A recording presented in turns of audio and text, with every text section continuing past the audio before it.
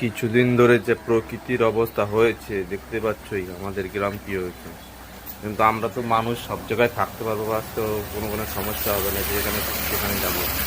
কিন্তু এরা কোথায় যাবে?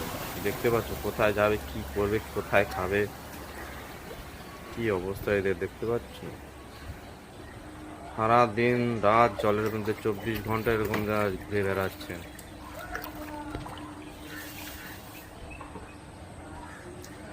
সব জায়গা জল আর জল, সব জায়গায়। এখন তো একটু কমেছে, আগে আরো বেশি ছিল।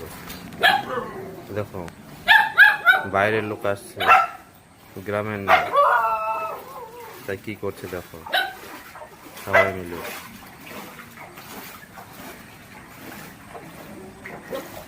বাইরের দেখে চিনতে পারছে না আর শুরু করে দিয়েছে।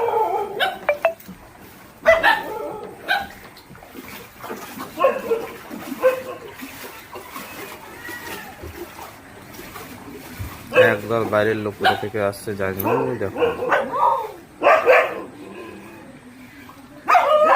আর দেখেই ঘেউ ঘেউ ঘেউ ঘেউ করা শুরু করে দিয়েছে।